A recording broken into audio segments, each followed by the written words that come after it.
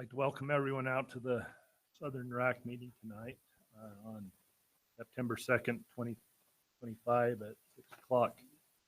I'm Bryant Johnson. I'm filling in for Austin tonight as he's still stuck in Alaska getting rained on. Tonight there's several things on our agenda. We got some surveys to go over, Blue Ribbon Economic Survey. We got a mid-plan review on the mountain goats and bighorn sheep, and then the Southeast Region Big Game Management Plan. I want to welcome the staff out. That's going to be presenting. Rusty, I believe. Dustin Mitchell in the back there. Online, we have Craig and Trina that will be presenting on the two surveys. Also want to welcome Paula and Gary Nielsen from the Wildlife Board here, and all the rest of you that have showed up for this meeting tonight. Would the RAC members that are present in the room go ahead and introduce yourself, and then we'll go to the online. I'm Trevor Barnson. Grab a mic why don't you slide those mics down so you each have one. Go right here. And then where you're from and who you represent, Trevor. I'm Trevor Barnson, down from Paiute County, and I represent agriculture. So I'm Rachel Bullis. I'm from Cedar City, and I represent Watchable Wildlife. Gary Barney, Central Valley. I represent wildlife. Elected official. Russ Gardner. I'm from Enterprise. I represent the Farm Bureau. And it looks like we have Bart online, Chad, Brooklyn, and Mike. If you guys would like to introduce yourselves. My name is Bart Batista, Kanab, Utah, Watchable Wildlife. Chad Utley, St. George, public at large. Hi, I'm Brooklyn Cox. I'm from the BLM in Cedar City. And I'm Mike Grant from Annabella, representing the sportsmen. And I'm Bryant Johnson, public at large from Monroe, Utah. This is my first time, so just bear with me on this. Very welcome public out here. So they have us read this before we start this. So this is a public forum. It allows you to express your opinions and ideas on wildlife management in our state. This RAC considers your feedback on the proposals before us today and reports them to the Wildlife Board. Wildlife Board, not the RAC, is charged with setting wildlife policy for our state. We all have ideas and opinions about what is best for Utah wildlife. It's why we're here today. We encourage those who want to express their opinions to fill out a comment card. Comments at today's meeting should be focused on topics listed on the agenda. Unrelated comments will not be heard today and should be sent directly to DWR or the RAC and board members for consideration at another time. We expect those in attendance to respect the people who speak, especially those who hold views that don't align with our own. Respectful behavior facilitates efficient meetings where RAC members can listen, digest, and address the concerns, ideas, and proposals being presented. Disrespectful behavior will not be tolerated, and those engaged in it will be asked to leave. Lastly, please help reduce distractions during the meeting by putting your phone on silent. And if you need to take a call, we ask that you step outside. Okay. Looks like moving forward, we need to approve the last agenda and the past minutes. I need to give That can be one or two motions. has anyone got a motion? I'll make a motion to approve the last agenda and the minutes. Do we have a second? All those in favor in the room, raise your right hand. Opposed? Online? Bart? Oh, I was just raising, yes. This is Chad, yes. Okay. Brooklyn? It's Mike, yes. Brooklyn, yes. The motion passes.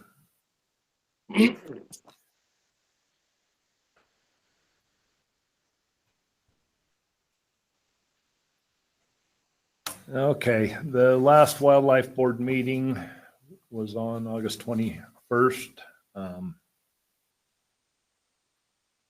They approved their agenda from the previous meeting in their minutes. There was a motion on the surrenders and variances, which was an action item. The motion was made by Justin Oliver, seconded by Kent Johnson, and passed unanimously to approve the surrenders and variances rule changes. Then there was another action item, the sportsman's draw and group application changes that were proposed, and Bob Christensen made a motion and Chris Robinson seconded that, and it passed unanimously. Tagging requirements where you can use your cell phone and that to have your tag done electronically. Paula made a motion, seconded by Bob Christensen. It passed unanimously, and that was that they approve it. And then there was a motion on additional cow permits. And that motion on CWMUs, that motion was made by Kent Johnson, seconded by Paula. And it passed 4 in favor with 2 recusals. Ryan Fouts and Chris Robinson recused themselves from that. Additional drought permits was proposed on bison on the Henry Mountains after the drought we've been having. And so they're given additional tags. Chris Robinson made a motion, seconded by Justin Oliver, that they approved the additional 19 bison permits. And it passed unanimously. And then last, there was a CWMU advisory committee membership. Ken Johnson made a motion, seconded by Chris Robinson. They moved that we approve the membership of Gary Webb on the CWMU advisory committee, and that passed unanimously. And that's it from that wildlife board meeting. If Austin was here, he could give you any additional details because I believe he attended. So. I'll turn the time over now to Kevin. Thanks, Bryant. Adam, if you'd pull up the regional update.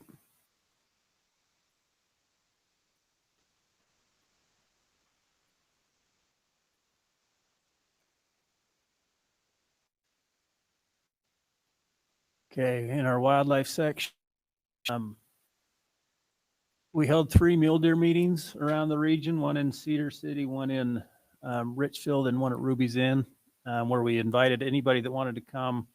This will be an ongoing effort to try to have an open dialogue with our hunters and people interested in mule deer. I thought our meetings went really well. We'll continue meeting with kind of a smaller group of people that attended those. I hope there's guzzler projects, there's ideas on predator control that come out of those. There's ideas on how to be better at avoiding roadkill, habitats. All of that's on the table out of those groups, and I think if they haven't already been scheduled for the next meeting, that's coming soon, and those groups will move forward. And next summer, I hope we have a lot to report. We'll hold a big meeting again in each of those places and invite anybody that wants to come. And I hope that there's some success stories to report on what's come out of those groups. Our wildlife staff's been finishing elk and pronghorn classifications. A lot of collar retrievals and necropsies. We had a few animals that died of thirst, from best we could tell, before we started getting the rains a few weeks ago.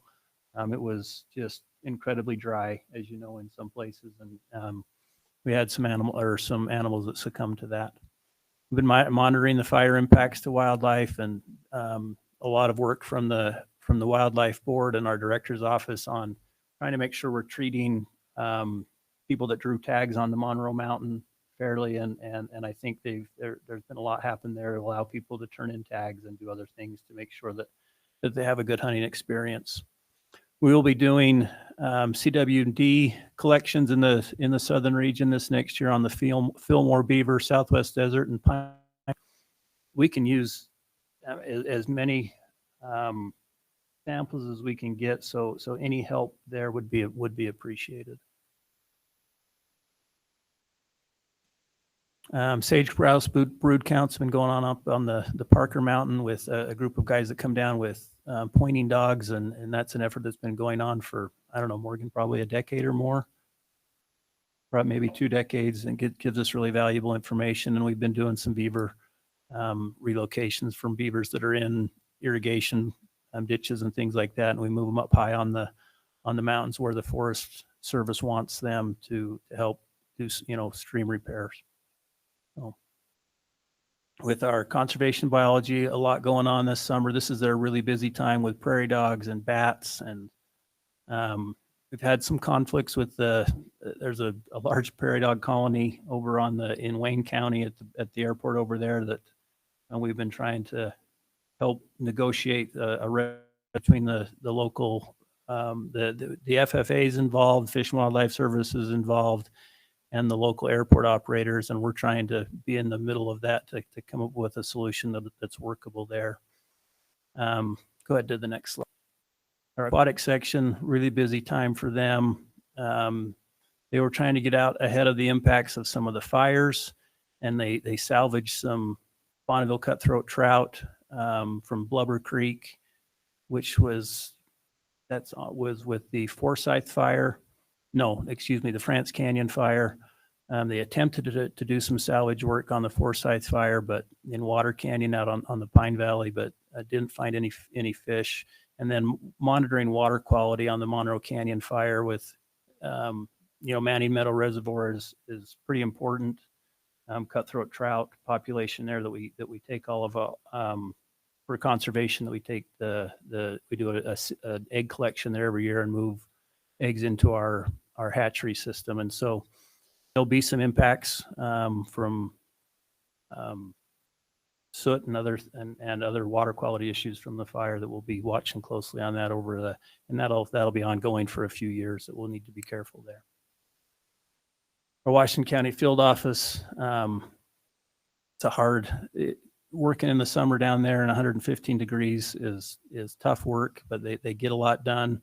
Our desert tourist crew is out doing a survey of the endangered species down there, which has really big implications for what goes on in Washington County with development down there.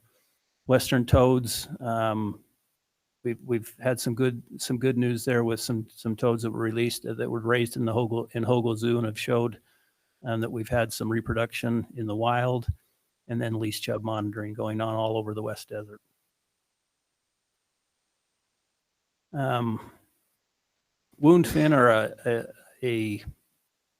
another endangered species in the Virgin River that we've been doing a lot of work on there. There was some issues that happened in the hatchery with some of our conservation populations that we're trying to overcome.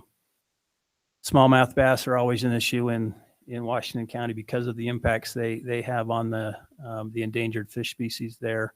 A lot of work going on in the Santa Clara River, and then also southwestern willow flycatcher work. And it's hard to overemphasize how important that work is to Washington County and their ability to supply water to people that have water rights, and also just allow growth in Washington County.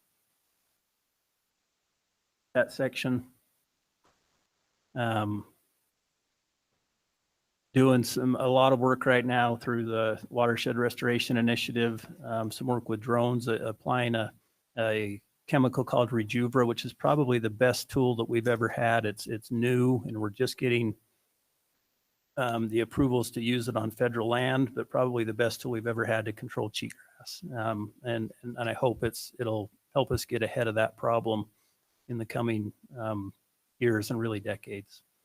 Again, lots of other habitat work and some guzzler repairs going on, and even hauling water out to some guzzlers that are run dry to make sure that both animals and livestock had a place to get a drink.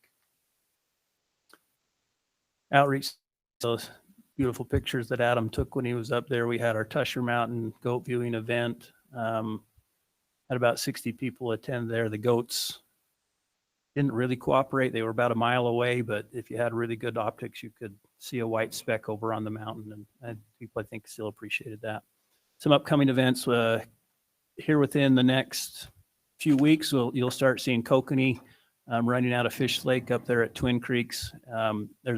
If you've never been up there, the sidewalk and what's the word I'm looking for? The boardwalk. Yeah, thank you. Has just been repaired and improved, and kids get a kick out of that, seeing those bright red fish swimming up Twin Creeks. We'll also have a shotgun clinic in Hurricane in October.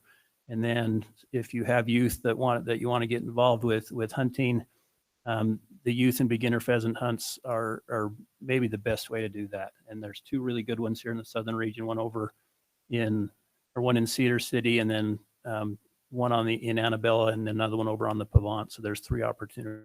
Lots fill up fast. So if you're interested, when you see the announcements for that, probably jump on them quickly. We also have the state fair will be going on starting, what's the day? Starts in 2 days on the 4th. And we have a building up there, and we get to talk to a lot of people. And then I'll show you this in just a minute. We put a new, with all the concern and people wanting to know about what's going on with mule deer, we've launched a new website, and I'll have Adam show you that here in just a minute. It's got a ton of information on it, and I think people will enjoy or be interested in seeing what they can learn there.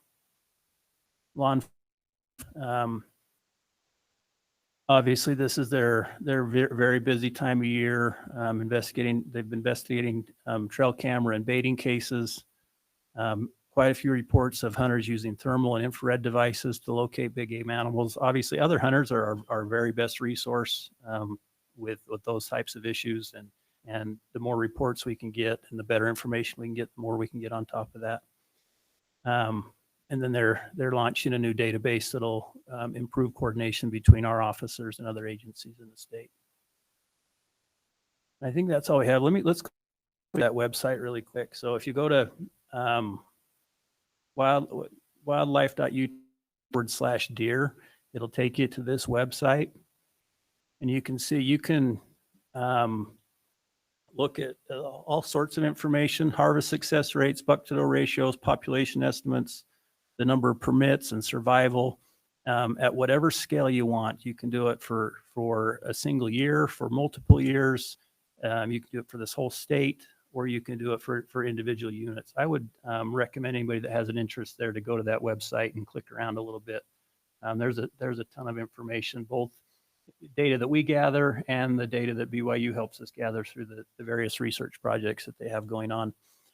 A lot of information on the habitat work that we've done around the state.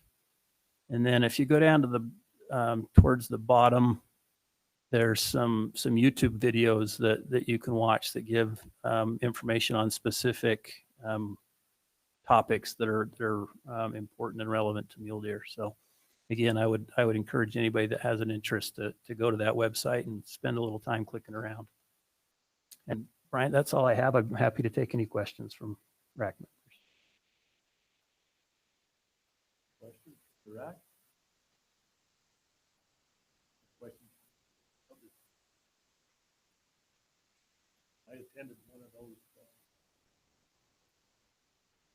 I attended one of the mule deer meeting here, and it was good to see a lot more of the public there than we ever see at a RAC meeting. This RAC process, I would really like to see it get refined to get the public back out and get their opinions here, because it seems to be somewhat broken. Just some of my opinions. How do you really feel, Brian? So it is good when you can get people who care, and this is what we hear as RAC members out in the public, to show up. And there was a lot of people that really cared there, and to listen to one little kid that got up and spoke was a lot of fun too at that meeting.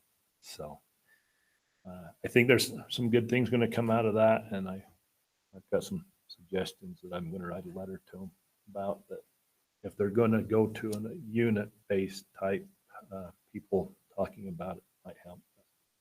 We'll see where that goes. All right, tonight's RAC meeting, let's go to agenda number 1. This is an informational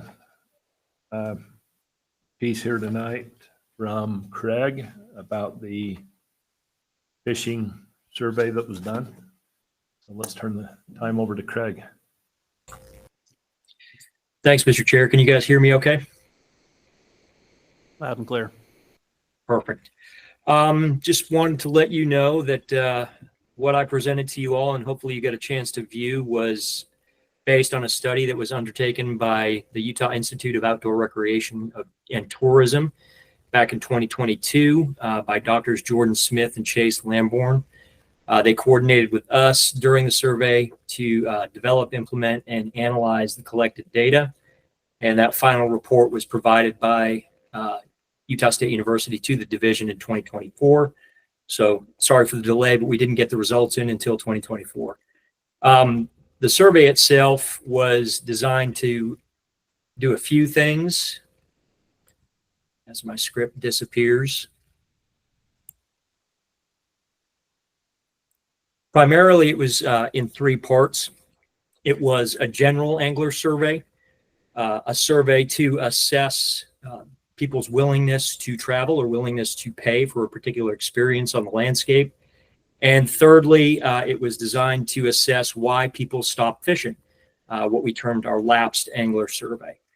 Those results indicated several different things. Hopefully you had a chance to review those. Generally speaking, we're in a situation where we're trying to spread out pressure across the landscape, minimize crowding, maximize the benefit to anglers by diversifying the quote unquote product that we offer, or the fishing opportunities that we offer. And ideally, what we want to do also is make sure that our anglers are happy with what they have offered to them out there. When we're out there and talking about lapsed anglers, we've got folks that are dropping in and dropping out of fishing because they're encountering barriers or constraints to fishing participation. That could be time, that could be crowding, it could be other elements of the fishing experience. But we have a core group of anglers out there that seemingly are able to negotiate those constraints and maintain participation in fishing, even in the face of, family turmoil, having kids, getting married, and other constraints on their ability to participate. The reason why they're able to negotiate those constraints, according to this study's findings, is because they actually were taught to fish at a young age. They were exposed to fishing at a young age. So what we're finding is that individuals that are entrenched in fishing, strongly passionate about fishing, are those that are able to negotiate all those constraints and maintain their participation in fishing. Oddly enough, those same anglers are the anglers that take youth fishing. So there's kind of this positive feedback loop where, as we have anglers engaged in fishing as a result of being exposed at an early age, they in turn are exposing new anglers at an early age. And we're seeing this positive feedback loop drive what we've seen in Utah over the years, which is about a 12% per capita participation rate that's been consistent probably for the past decade. So our primary objective, is to really focus on the wants and needs of that core group of anglers and make sure that they continue participating in the sport of fishing and hopefully help us maintain that 12%-ish per capita participation rate in Utah.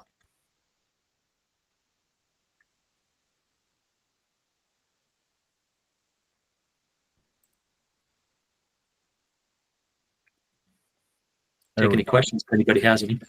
Thanks, Craig. Anyone got any questions for Craig right now? RAC? Members? Before the public asks any questions, it's important that I say that he done more of a presentation than what's required, because as the RAC, we have to go online and watch the presentation before we get here. So some of you may not have seen as much as we've heard about that presentation. Public, any questions from the public?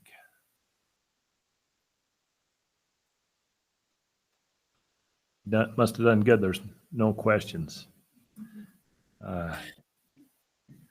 Well, if you have questions after the RAC, just shoot me an email or get in touch with me. Kevin can provide you with my contact information, and I'd be more than willing to handle anything you can throw at me. So thank you. Thanks, Craig.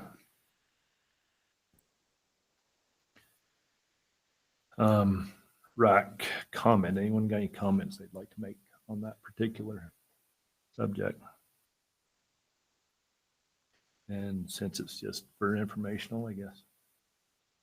Go ahead, Russ, if you got something. Make a comment. You know, when I watched the presentation, I was amazed. I'm not a big angler or fisherman, but I was amazed at the revenue that fishing brings to the state on an annual basis. Me fishermen are kind of in my way sometimes. So, but having said that, they're very important to the state and the economy. I thought that was really good too, and I think we'll get into that in the next presentation that Trina has. So, any other comments? I guess kind of comment question and following up on that, like the economic impact of say bird watchers is a lot higher than people. Like I grew up in Alabama, and they actually found it was fishermen, bird watchers, then hunters that brought in revenue for the state of Alabama, where hunting is huge. So I think it's good to consider all the wildlife for sure. Kevin has some information from the online surveys that I Yeah, let him share. We did offer to take comment online, and we did have a couple of people that commented on this. Only one left a written comment, and I think he was really just interested in keeping the boulder to himself, because the comment was, you don't advertise it too broadly. So I enjoyed his views. I like keeping places to myself. I think that finishes up that informational thing. The next thing we're going to move to is the Blue Ribbon Economic Survey results. And this is Trina Hedrick. And I think we'll just turn the time over to Trina and see what she has for us.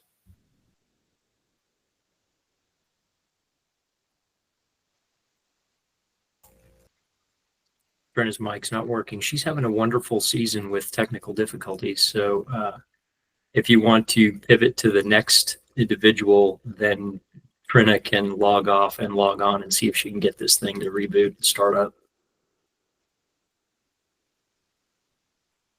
Okay. Trina, on our end, it was showing that you were muted.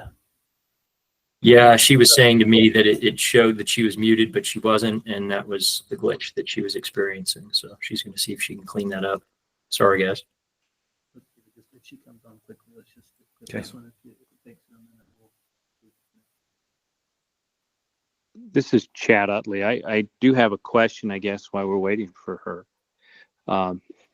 And this kind of crosses both presentations. There was some discussion about the increased pressure and the preference for cold water species versus warm water species, and getting anglers to be more interested in warm water species because they self-populate.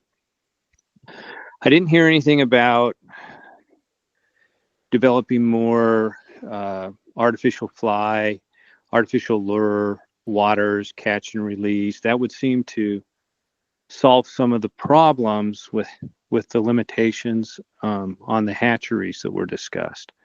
Has that been a consideration at all? Has that been batted around? Absolutely. It's definitely a tool in our toolbox, specifically at places like community waters where it's put barely get wet and take fisheries that we have there. We're looking at maybe reducing the ability to harvest fish at those waters. Similarly, if we've got situations where a particular population, say a naturally reproducing population of panfish or other sport fish like a largemouth, is not able to sustain the harvest that we've got there, then definitely reducing the harvest is the way to go for us. As far as trout, similarly, when we end up in situations where we're not able to continue to replace the fish that are being removed, we're going to want to remove fewer fish. So yes, definitely that is a tool in our toolbox that we will be employing. I don't know, I think Trina might have mentioned, maybe not.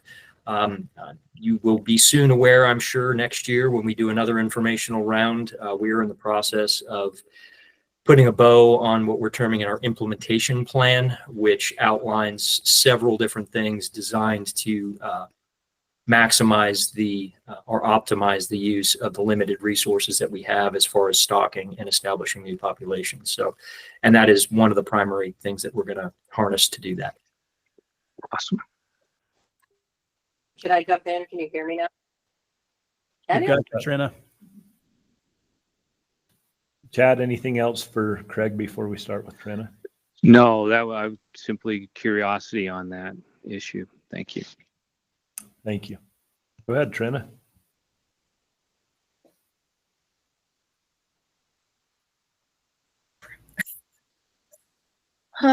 It's been rough. Am I back? Am I on? Okay, sorry about that, everyone. And thanks for the opportunity to talk to you about the Blue Ribbon Economic Study, the results. The results just have floored me. So I don't necessarily have a ton of additional information. I just wanted to reiterate the importance.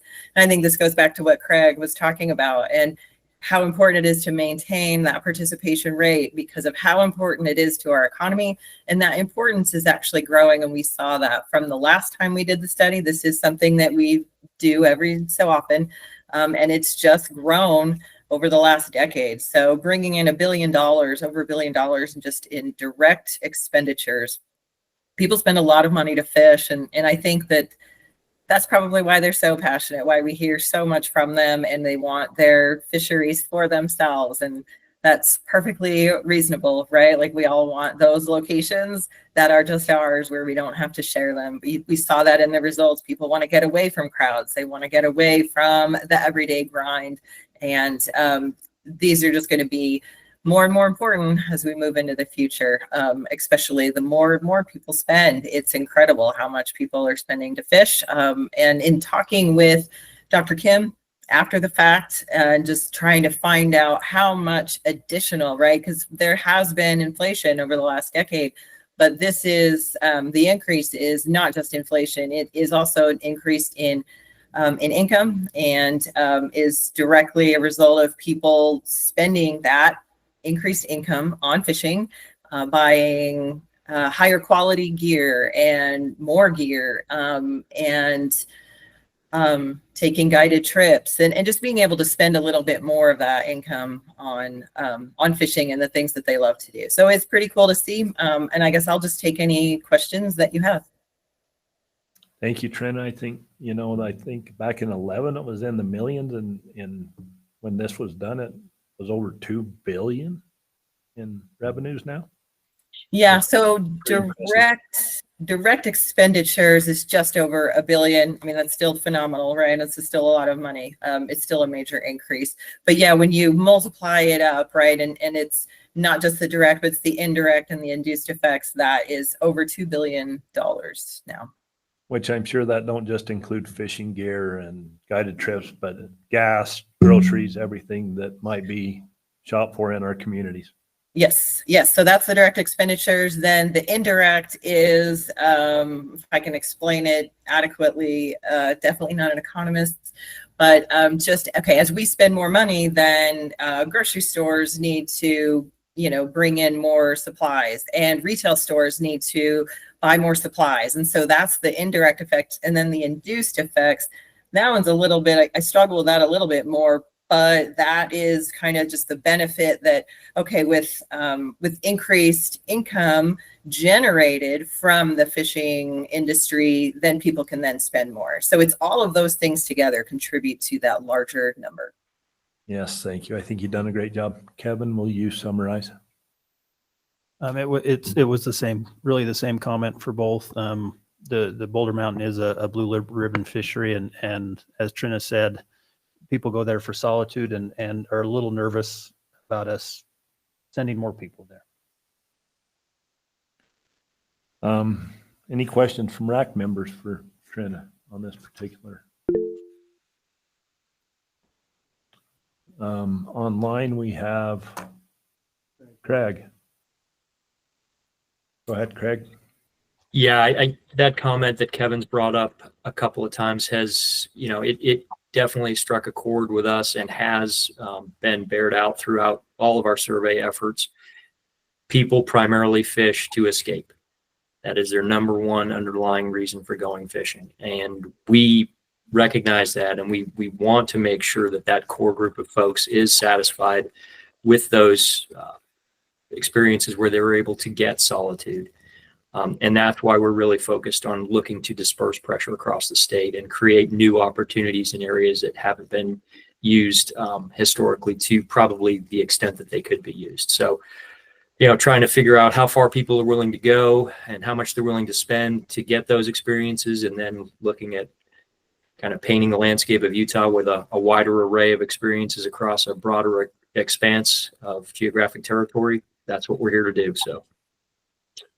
And I'll just throw in, for those in the audience who didn't watch the presentation, I did address it in the presentation, but the idea is not to send anglers to whatever the latest, greatest, like tiny little water body on the Boulder is that's fishing amazing right now.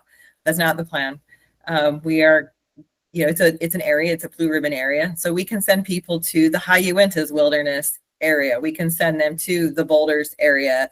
In some instances, we might even just say, hey, check out the Fish Utah Fish Planner, because you can search for blue ribbon fishery opportunities and let them create their own. So the idea is not to direct them to, whatever the current hotspot is, so that, every angler can go flood it. That is certainly, we're very aware of that as an issue and a concern for a lot of people.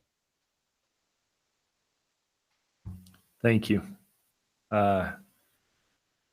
Any other questions from our RAC members? This is Chad. I have some thoughts maybe and some questions. So really enjoy the Cutthroat Slam. Thought that was a great idea. It's raised some revenue for you guys. And as I listened to your presentation, one of the things that came up was trying to get cold water anglers interested in warm water fish. And I don't know if you've thought about doing something similar to the Cutthroat Slam with warm water species to try and get that interest, or if there's something that exists like that already. And that would be my question. Yeah, we don't currently have anything like that in the state of Utah, but it definitely has been part of discussions. But at this time, I think it's just been discussions, but I think it's might be something that is on the table and continues to be on the table. Craig? Yeah, again, tools in our toolbox. It is a tool in our toolbox. However, the one thing that we're noticing as probably the most effective recruitment tool, if you will, as far as getting people exposed and interested in species that are alternate to trout, walleye, wiper, tiger muskie, largemouth, smallmouth, go down the list, panfish. It's to really expose them to those experiences alongside of trout.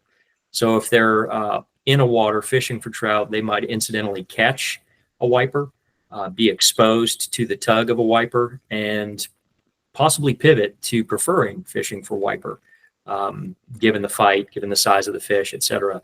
So what we're looking to do in a lot of our waters is ease people into the transition rather than try to hard sell them on alternate species, expose them to an alternate species by having a multi-species assemblage, where it used to just be traditionally trout in a water body, having them be exposed to 7 or 8 species within a water body. I can think of one specifically right now. It's kind of my poster child, which is Schofield Reservoir, historically a rainbow trout fishery, then moved into a rainbow trout, Bear Lake cutthroat trout fishery because we wanted to control chubs.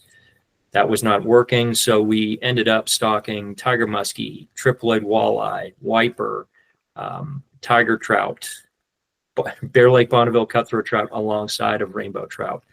People can be out there just, kicking around with pop gear and encounter a wiper, and they may never go back to trout once they experience that wiper. In fact, Tom Ogden, who's an angler up in the Southeastern region, he now intentionally sizes up his flies when he's out in his float tube so that he encounters some of these bigger fish. So that's kind of our main model. But again, another tool in our toolbox will be something like, say, a panfish slam, or maybe, a warm water slam, something like that in the future, because it has worked so well for cutthroat.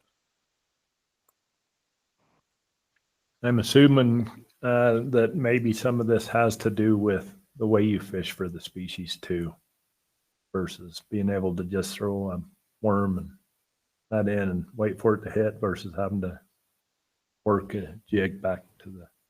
Yeah, I think you encounter them accidentally the first time, and then once you figure out that it was really fun to catch them that first time, then you figure out how to become really effective at catching them. So then you actually invest in all the other gear and stuff it takes to be really targeted on a new species, which we've all experienced, whether it's hunting, fishing, whatever it is, that new shotgun, that new rifle, that new bow, that new whatever we're buying, that is specific to a new type of activity. Again, that's value added for us too, as far as revenue goes. So we're really looking forward to having our angling community start to, as needed or as wanted, pivot away from trout. It'll be really cool to have a diverse array of experiences and a diverse angling public out there. Thank you. Chad, do you have any more questions? No, that's it. I would agree. That's how I was exposed to smallmouth bass, and I'd rather catch one of those than a trout any day. Thank you. Any other RAC members? Does the public have any questions on this? We're going to move on to the RAC comments, and I'm going to share just one here. This is Chris Cannon. He is unable to attend tonight. He's somewhere at the bottom of the Grand Canyon right now, guiding the river tour. And he just wanted to express that he appreciated the Angler Survey and the Blue Ribbon studies. And he felt that maybe it would benefit the state to have the non-resident one-day license have a decreased fee for additional days, meaning if they stay for more than one, they could get a decreased fee for another one-day permit. He gave an example. Idaho offered a $22 a day license and an additional $7 per day to run consecutive. So the first one was 22, then 7. And I believe at our last RAC meeting, and we had a guy come, and I can't remember his name, I'm sorry for that, but he talked to this specific thing, and it was more meant probably for this meeting than the last RAC meeting. And he talked to the fact that our one-day licenses went way up, and he felt that they were out of line with other states. And so just something for you all to think about that make those decisions. So Can I make a comment on that? go ahead, Chad. This is Chad. Yeah, his perspective was really interesting, and I can't remember why, but a few years ago, we had a presentation doing away with the one-day license to the 3-day license for out-of-state residents, and the individual who came last time gave us a bunch of numbers comparing Utah to other states, but what he was doing is he was comparing a one-day license to Utah's 3-day license. If you compared a 3-day license to a 3-day license, Utah was less than any of the states that he compared. So it wasn't apples to apples. He was just frustrated because he wanted to buy a 1-day license and had to buy a 3-day license for minors. And I think the point was pretty good that, for out-of-state minors, maybe the fee should be reduced on an out-of-state license. But I think that was what he was talking about. Thank you for looking into that, Chad. I didn't know that was the case. So any other comments? All right, we're going to move on to the next agenda item. Go ahead. Somebody raise their hand. It was just me. I wanted to jump in and just say, I realize that we're about the Division of Wildlife Resources revenue, and that's why we kind of focus on changing our license fees and doing that type of stuff. And we have to also be aware, and I think Trina's study pointed this out, that the value of fishing economically isn't just to the division. And if we can get people to stay longer in some of these rural communities and provide economic benefit, that truly adheres to the mission of specifically the Blue Ribbon Fisheries Program, which was established primarily to increase rural economic development. So I think anything we can do to balance the needs of the division, yes, from a revenue standpoint, with the rural economies and the benefit there, is something we should investigate for sure. Thank you, Craig. I think we are doing a wonderful job of making people want to come to Utah. It seems like everybody wants to come here anymore. Anything else from anybody? All right, we'll move on to Rusty, and he's going to present the mid-plan review for mountain goat and bighorn sheep, and this is an action item. So, thank you, Mr. Chair. Just a quick summary.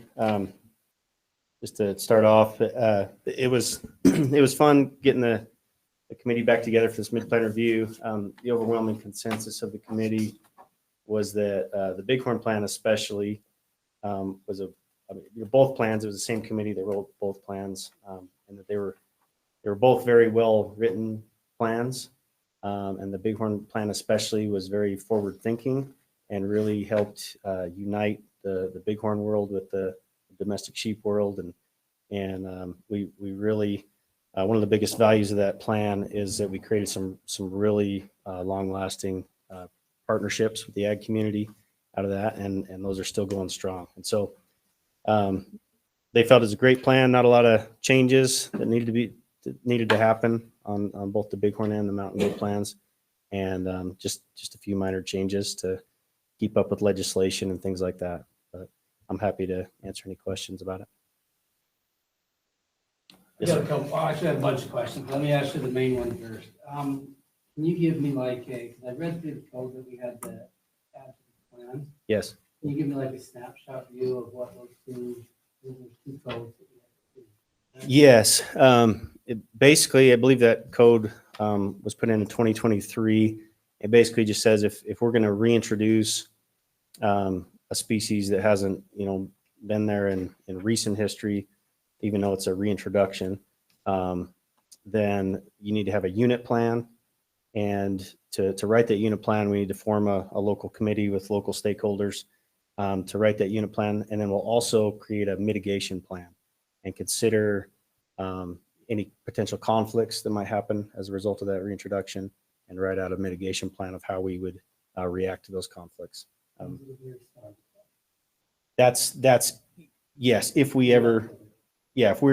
decide we're gonna transplant bighorn sheep to this place, we would have to go through those processes. Yeah. Well, like I said, I do have a bunch of questions, so if anybody else has some, I don't want to take everybody's time right off the bat. Go ahead, Trevor. Okay, so first of all, I've read through this plan a couple times over the last couple of years, just been involved with agricultural stuff. And I will say, out of all the plans I've read, I'm very impressed with the big one, because it seems to be pretty proactive with trying to mitigate conflict with domestic ag. And I mean, I pretty much always summarize it when you guys look at it, that your guys' animals get sick, it's your fault for putting them there. And so I appreciate that. Yeah. What I've kind of well, a couple things as far as the ag side. I read through where most of the language you're updating is really just kind of cleaning it up and cleaning, correct? Correct. Yeah. And like I said, updating, where legislation, the code is totally changed. Yeah, I'm sorry, but I mean yes. the recommendation at the end as far as how you identify Oh. a reintroduction or augmentation.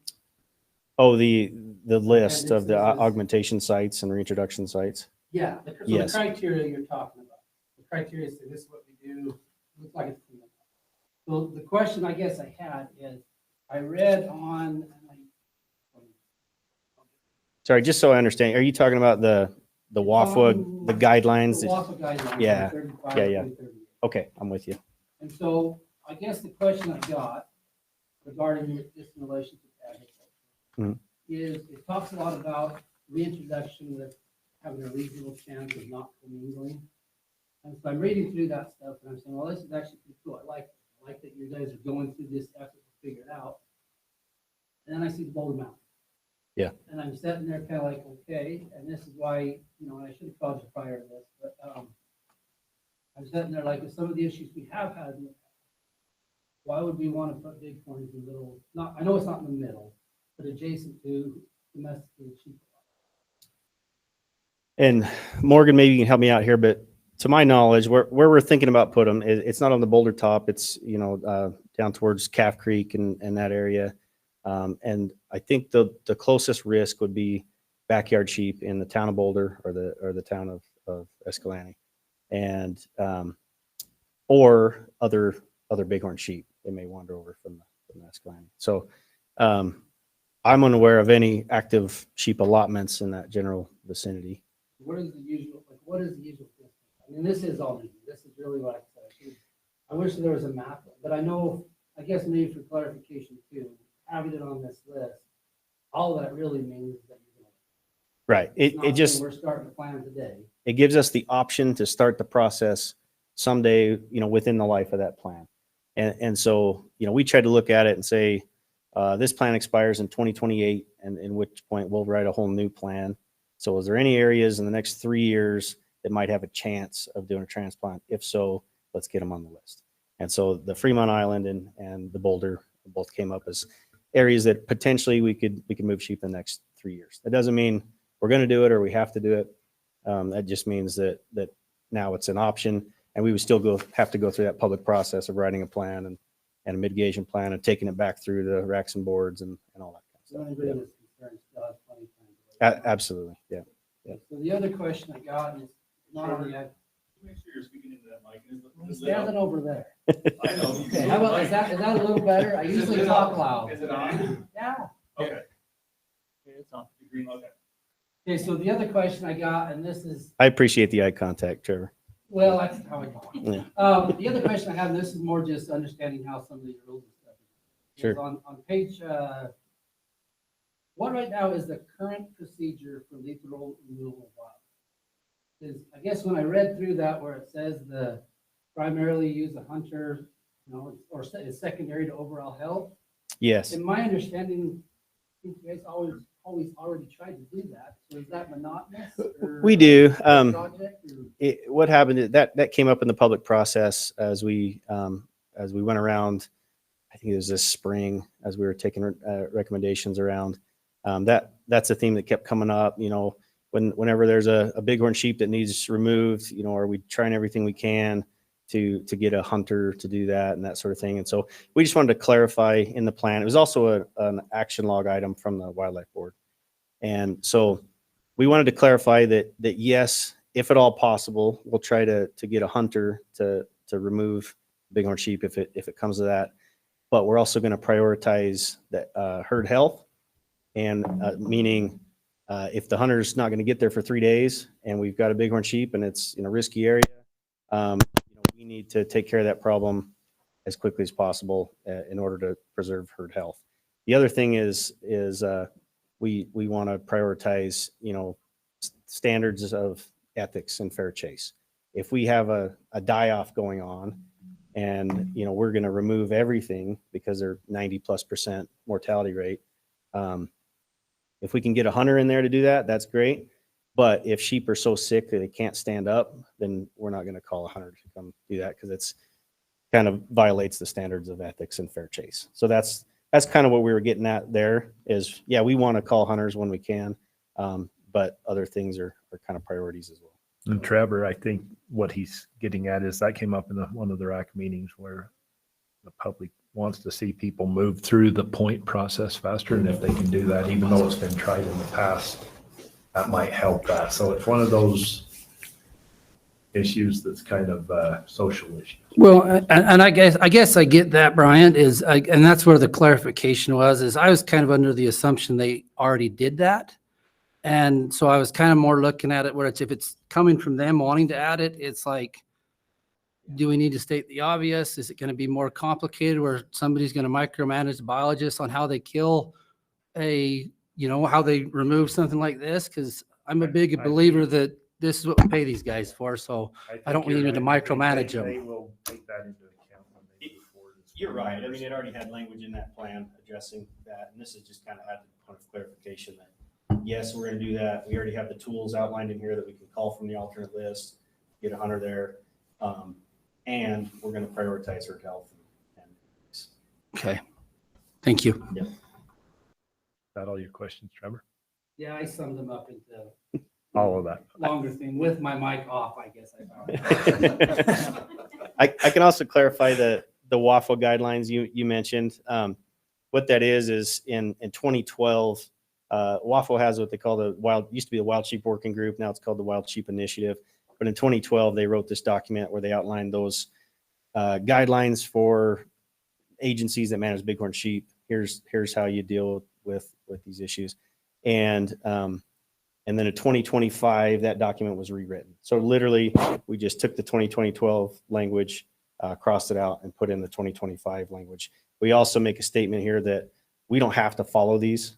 We're our own agency, we're our own entity, and we have our own politics and biological issues. And so while these are good guidelines, we don't have to follow these. These are recommendations from a bunch of bighorn sheep managers across the West. Well, and that's what I was saying is I actually liked what I read in those. Mhm. And I do think the DWR has been very proactive in trying to stop this conflicting with domestic and wild sheep. So thank you for that. Yep, thank you. Rusty, one of those areas you mentioned was Calf Creek and I know in the past, the sheep off of the Escalante unit and Henry's has moved up through the park and even ended up over by Bicknell.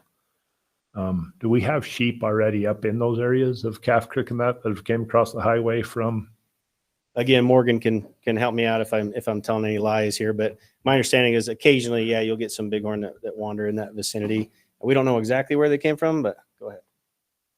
Yeah, we get reports of bighorn that will come up, if you know where like the Kiva Coffee House is on Highway 12 or by Phipps Arch, which is kind of down by the Escalante Creek trailhead on Highway 12.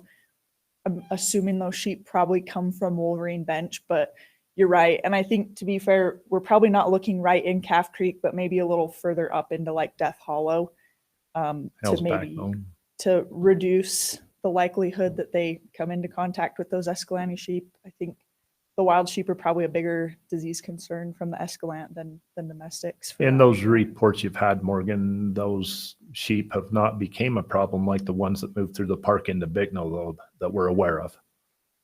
Kevin's been in the region longer than me. Not that I'm aware of. They seem to kind of come up and kind of go back to where they came from.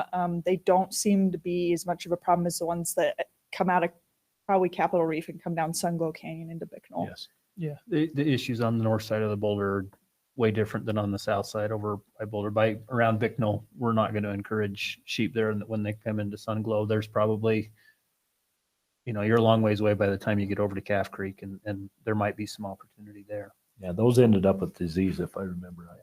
And you're pretty close to where there's already established sheep on the, when you get to Calf Creek, you're not very far from where we have sheep on a pretty regular basis. One thing, Rusty, Chris, who's not here, he had talked about in his letter to us before this meeting about appreciating the information on the sheep and that, and he kind of did ask, what is the goal of putting sheep on Fremont Island? Is it to establish a huntable population or to use it as a nursery? And just for some clarification there. That's a great question. And again, nothing's set in stone, but the initial conversations we've had is that would be a non-hunted population. That would be another nursery that we could set up kind of secondary to Antelope Island there. And where exactly is Fremont Island? It's 6 miles north of Antelope Island. Okay. Just out in the Salt Lake there. Right. Thank you. Any other RAC questions? Russ? Just, from the ag side, it just seems like every time there's a reintroduction of an animal, everybody's concerned about their interests, whether they're farming a hayfield or grazing the land. So that's kind of an obvious one. What kind of an impact would this have on the locals? I mean, do you guys change the watering holes? Do you know what I'm saying? Do you guys kind of change what they're doing? Because that's something that people kind of get a little sore at. Yeah, it's a great question. I haven't been involved with too many, brand new reintroductions, but typically there's some sort of predator management component before we bring them there. Make sure we're putting them in a good situation. And then we typically add water to the landscape, bring in some guzzlers and develop some water that way. And we are always looking for opportunities to have a win-win. If there's ways that we can work with the ag community and improve the habitat, we're always open to that. So do you talk to all of the individuals that are right there that hold those permits and make sure that everything's? If we wrote it, if it came to that and we wrote a unit plan, we would invite local stakeholders to be involved in that process. And in that unit management plan, we typically talk about habitat, what we're going to do to improve the habitat, water, competition for livestock. All those things are addressed in the unit plan. Add to that, Rusty. Yeah. Russell, you weren't here. That used to be a bigger deal than it is now. The reason this sheep plan has worked is we made a decision in Utah that's different than most of the Western states, where we said, we're going to take the risk. We're going to accept the risk on the bighorn sheep population and not put any risk onto the domestic populations. And that's why this plan has worked, is because we've said, if we need to go kill a bighorn sheep, we're going to go kill a bighorn sheep. We've written it in a way where the BLM and the Forest Service, when they get sued, there isn't any place for them to go and try to go after domestic producers, because we've stated up front that we're willing to take the risk, and we don't want to do it at the expense of domestic livestock producers, and that's why this plan in particular has made a difference. That's a good point, Kevin. If I could add to that a little bit, one of the tools that we spell out in the bighorn plan is the CORs that we can issue to permittees, where they can remove a bighorn sheep if it's found commingling with domestic sheep on their allotment or private property or whatever it is. And so it's kind of saying, hey, we trust you and we don't want bighorn sheep mingled in either. And so here's a COR, and if you see a bighorn sheep, you can remove it for us, and that would be great. That's one of the tools I think that's helped kind of bring us together a little bit. And I think on a broader note, if I could wax philosophical a little bit, in Utah, we watched what was going on around the West, and we watched the Payette decision in Idaho and people losing allotments and things like that. And we saw how it divided, wildlife and ag, to where bighorn management just stopped. Everyone dug their heels in and said, we're not having any part of this. And we just decided in Utah that we're going to have the opposite approach, that if there's going to be two different sides, then there's no sides. There's just a problem that's got to be solved, and we're going to work together, or it's not going to happen. So like Kevin pointed out, we are the only state in the West that takes that approach, and we try to make that pretty clear in the plan that we're not going to try to grow bighorn to the detriment of the ag industry. Any other questions in regards to the sheep online or with the RAC? So we're kind of talking about two species here, sheep and goats in this. I don't remember a lot of changes to the goats. The goats was just updating the state code. Is all it was. Yes. I do have a couple questions on the goats, and I know this isn't to change this in this meeting, but in regards to the beaver unit, what is our population objective there? Is it 200? 200, Mike? 200. Is there any discussion increasing that? Because we used to have about I think over 400 at one time on that unit. Is that correct? Come on up, Mike. And how would we go about looking at that? Because I guess what I'm getting at, Mike, is I've been scouting for goats a lot lately because I've got a guide hunter, and areas that used to hold goats are not holding goats. And I've watched that happen over about the last 10 years, get less and less. They do come in there, but they're gone. And it used to hold a group of billies. I know we use them a lot for transplants and trade for other wildlife, but as this gets on towards the next plan, is that an option? That's something we could look at and talk about for sure. I think that when we got above that 200 number, and it was before my time, but like 2014, we were doing nanny hunts to try and bring that number back down because we had goats leaving the unit. We had goats that were going to the Dutton. We had some up on Monroe Peak. And I think at that point, we kind of took it as a sign of, oh, maybe there's too many at that point. Do we still have that now? I don't think we're there right now. There is one currently on the Boulder, right? But we don't know if that came from the Dutton or the Beaver. And in regards to the goats, do we find that they have a ill effect to what domestic animals in any way? Rusty could speak better to the literature. I think goats can carry mycoplasma over pneumonia. They can be sources of that, but it's my understanding it's not as big of a deal for them as it is bighorn sheep. It can be. They've had a couple populations in Nevada that crashed as a result of getting the same pathogens that we talked about with bighorn sheep, mycoplasma over pneumoniae. In Utah, our experience has been they can get it. It's not as virulent. It's probably strain specific. So I'm guessing if they get a specific strain, it can really be bad. But for the most part, I mean, we have goat populations that test positive, and we haven't really seen any ill effects. But they can then transfer it to bighorn sheep. And so we want to keep them away from it as much as we can, and monitor it when they do have it, and especially look at the strain, because it seems like, at least in Nevada, they had some really bad die-offs. Maybe as we move forward, that's something you guys could look at, maybe increasing that herd amount that's allowed up there, and then anything over that trading and moving, however you guys decide. I think we've done a great job establishing other herds. So any other questions from the RAC on this? I'm going to let Kevin summarize the comments because I should have done that before, and then I'll go to questions from the public, and then we do have 2 comment cards we'll get to you guys here in just a few minutes. We only had one person that expressed an opinion, and then they strongly agreed on this, and there wasn't a written comment. So. Any questions from the public at this time?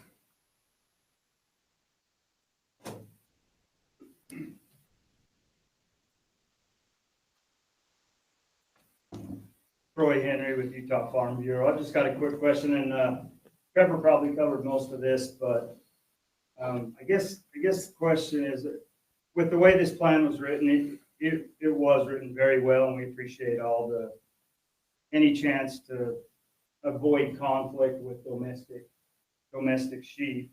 And that being said, with the emphasis on that, what makes the Boulder such a candidate for introduction or reintroduction? It seems like there's more than a moderate, a high chance for conflict on that, right? I guess that's your question. That's a good question. It's a really fair question. And we've looked at several areas. I mean, as we look at areas, especially desert areas, I mean, all the easy spots are taken, right? And so moving forward, it's where are we willing to accept maybe a little bit more risk? Again, taking all the liability on ourselves. And that's just one that came to the forefront. The habitat is there. The habitat's phenomenal. And yeah, I mean, at some point they probably will mix up with Escalante Bighorn but it's just one of those, are we willing to just keep having zero sheep in all these places? Are we willing to take on a little bit more risk? Maybe they mix up with the other bighorns someday. But at least now we have some sheep and as they cycle out of these disease events, we can have a good population someday. It's kind of our mentality. I think we've come full circle of like, if all the easy spots are taken and we really are willing to take zero risk, then I guess we're done managing bighorn sheep, and we just don't want to be done, I guess. Go ahead, Kevin. Troy, can I ask a question back with being a little more specific instead of just saying the Boulder Mountain and knowing where, over in that Calf Creek area, does that alleviate your concern a little bit, knowing that it's not the whole unit, it's a specific small area on the Boulder unit? Yeah, there's producers, and they'll make comments tonight, but it seems like those herds they're probably within 10 feet.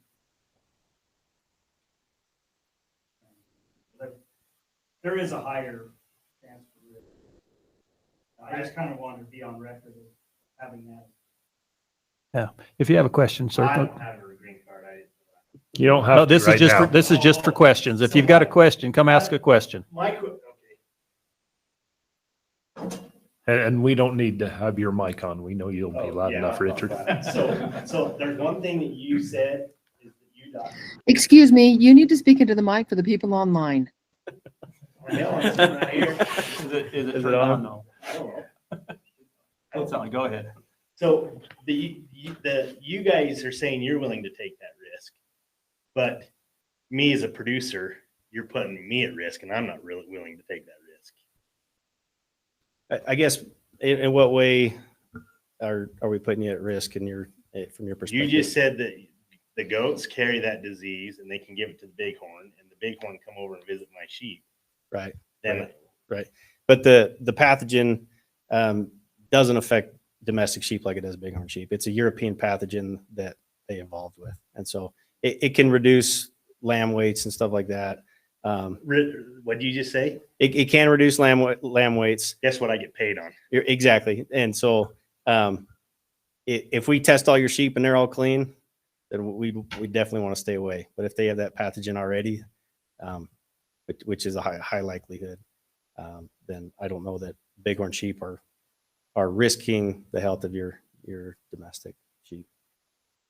But with that said, obviously, that's why we issue those CORs. If a bighorn does wander over, we would expect you and appreciate you if you shot it and removed it. That's my only concern is you're willing to take that risk, but I'm not willing to take that risk. No, I'm my own appreciate it. financer, and I don't have taxpayer money to go with all that. No, I appreciate that concern.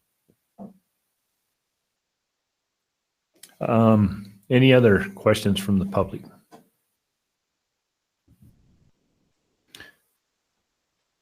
RAC comments. I think we need public comments first, then come back to the rest. Is it public comments first?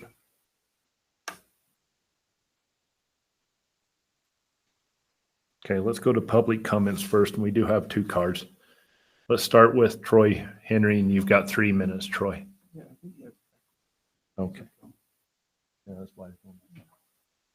Troy Henry with Utah Farm Bureau. I don't need 3 minutes, but we've talked about most of the issues here tonight already. I guess as we move forward with some of these plans, I would just reiterate the need, especially to include those producers in the plans when they go into these new areas, when we introduce and reintroduce, and they'd like to be intimately aware of everything that's going on. And then it seems I understand the need and the want to go to different areas, but like Brian said, it makes a lot of sense to increase numbers in areas where they already are present and we have a strong population, and probably rather see it go that way than reintroduce it into a bunch of other areas. But obviously, if the conflict can be mitigated, then we would support that too. Thanks.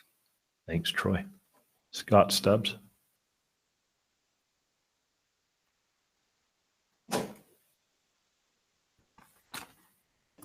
Scott Stubbs, Utah Public Lands Council.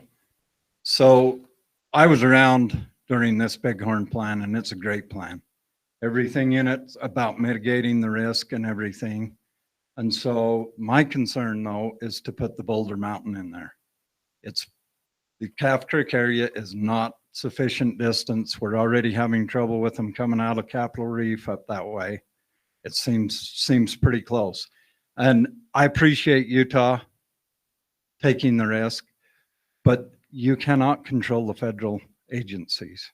I was involved a dozen years ago or so where they tried to deny transfer of a permit because of bighorns that were way on the other side of a bunch of domestic sheep. And I've got to say the DWR was instrumental in telling them, no, we're not interested in that area. But you cannot control what they use the guidelines nationally to do. So I think getting them too close is the problem. So I really support the changes in this, but I'd like to see us strike the Boulder Mountain. Thank you. Thank you, Scott. And just to be clear, Rusty, the Boulder is just being looked at for future. There is no plan yet to move them there. Is that correct? There's no immediate plan. You know, we're probably at least 2 years out from transplanting desert sheep anyway. So yeah, it's just a consideration. So if they decided to go that way, we would know ahead of time to correct. We would have discussion about striking. Right. We would meet locally. We would form a committee, write the unit plan.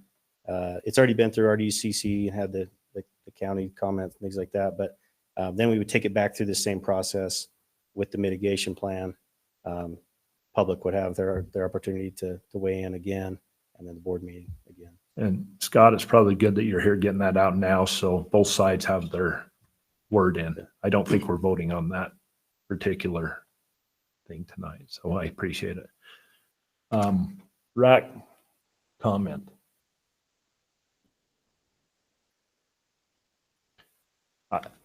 If we don't have any RAC comment, I just want to come in. I appreciate the producers that have been here tonight and Trevor and acknowledging the division in their work on this sheep and goat plan, because it's rare. I think the division gets to hear that, especially from the producers on some things. And so I think that's great for them.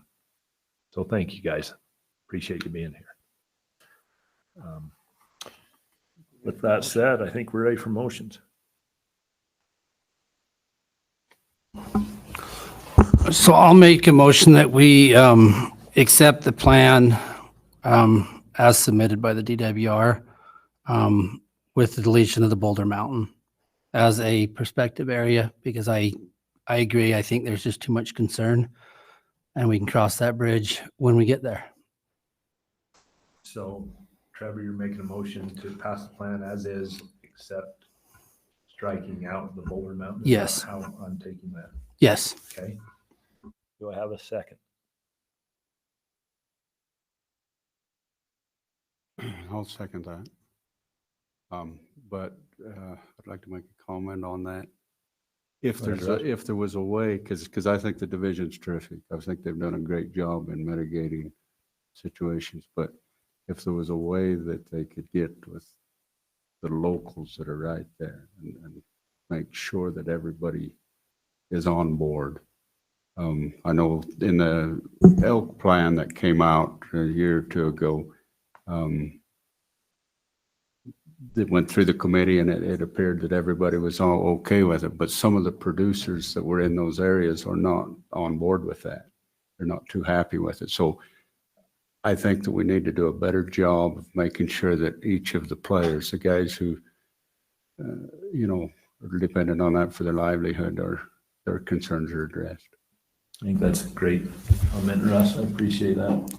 Well, and Brian, if I can speak to my motion as to why I kind of added that in at the end is, I do think there's ways there's plenty of things in place to make sure it goes the right way. But I also went to the deer management meeting.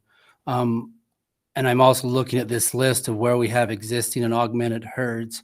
And I'm pretty confident that most of those herds are not, or not the majority of them are not healthy herds, or they could do better. And so I know I'm kind of adding things together. So when I'm looking at what we're facing with mule deer, I'm sitting there basically saying, why are we adding new things to our list when our existing herds aren't up to the healthy standard to begin with? And so potentially creating more problems where I think we've done a great, you guys have done a great job repairing a lot of these relationships. I'd say let's focus on what we actually are doing correct before we add more fuel to the fire. Thank you. Any other comments as to the motions? Are we ready for a vote? Yeah, let me just reiterate the motion. Trevor, I've got, the motion is to approve the plan as presented, but remove the boulder as a potential reintroduction site. I guess we're ready for a vote. We have that motion and a second. So in the room, all those in favor, raise your right hand.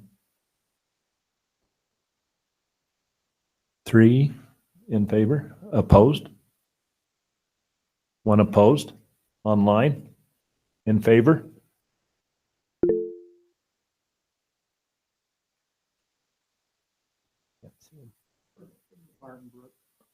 Barton, Brooklyn are in favor. Opposed? I oppose it. I can't raise my hand. That's Mike and Chad are opposed. So we have 3 opposed, 5-3. The motion passes.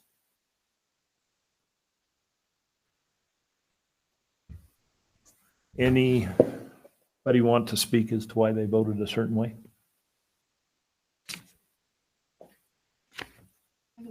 As in the minority, I can say I'm not opposed to deleting it in the future, but I think at this point, if we stop it, we don't talk about it anymore. And I think it's worth talking about anymore. That's all. Thank you.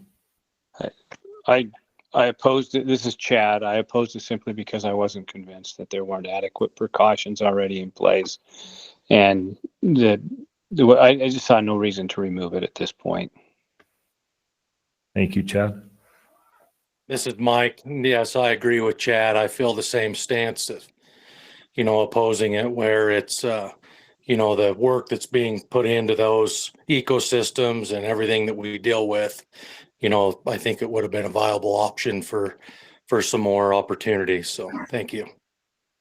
All very good points. And I think that some of Russ's comments speak to where getting the locals involved is going to be very important in the future to getting these things through, and the locals appreciate that. So moving on, our next agenda item is the Southeast Region Big Game Management Plans. And Dustin, if you want to speak to that, I believe you're looking at increasing some deer herds. Is your mic on, Dustin? It's just following Trevor's lead. Yeah, we're looking at increasing the objective on 3 of our deer units in the region. And are those units already at objective? So now that we've switched some of the inputs that we put into our model, it created them to go over the objective. And so that's why we're looking to increase those now. It's not necessarily that we grew more deer. It's just that it reflects a better number that we have now with the data that we have. And so to go with that, we're looking to increase that objective so we're not over. I think I'd like to be you tonight. Getting to increase deer herds is usually pretty favorable. What else do you have for us on this that you'd like to talk about? That's about all I have. Listen to the presentation already. Okay.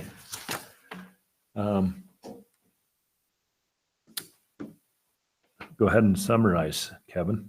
We'll get to you at the right time this time. Again, we only had one comment and it was strongly in favor. So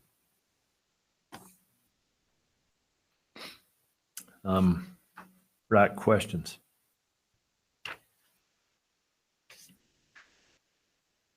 So one question on it. So does this make that there'll be more permits for those areas by moving those? So that it's a good question. Will it go down? Yes. So probably not. I'll say probably, where it's just shifting that increase to what we already have on the landscape. We still base our permits off of buck-doe ratio on our counts that we do after the hunts. And so taking into effect that, where we stand there, that'll put us at where, or let us know what we need to do with permits, just based on this objective increase. Probably not. Russ, it wouldn't immediately, but it does mean that there's room to grow. And if they reach the new objective, then there would be additional permits in the future. Other questions from the RAC?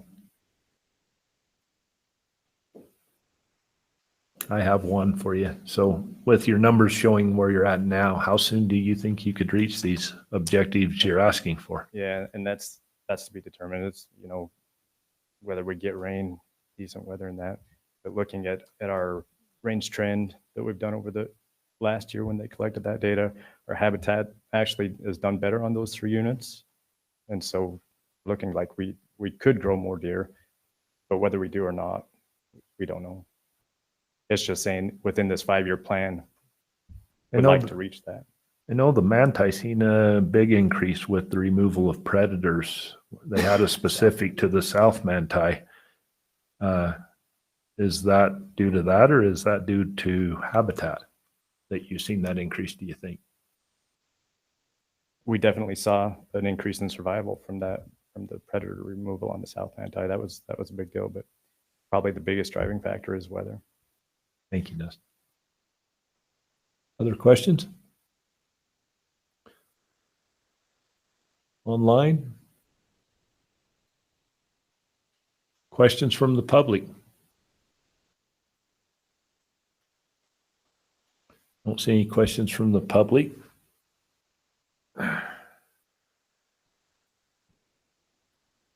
So any comments? I don't have any comment cards, so we'll open it up to RAC comment, I guess. RAC comment and or motion.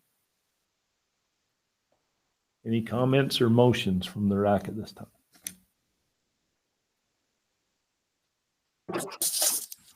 I'll make a motion to approve as presented. This is Mike Grant. I have a motion to approve as presented from Mike. Do I have a second? I'll second it. Second from Trevor. Any discussion on the motion? Well, I guess we're ready for a vote. Do you want to have any questions, Kevin? All those in favor of Mike's motion in the room, raise your right hand. Unanimous in the room, online.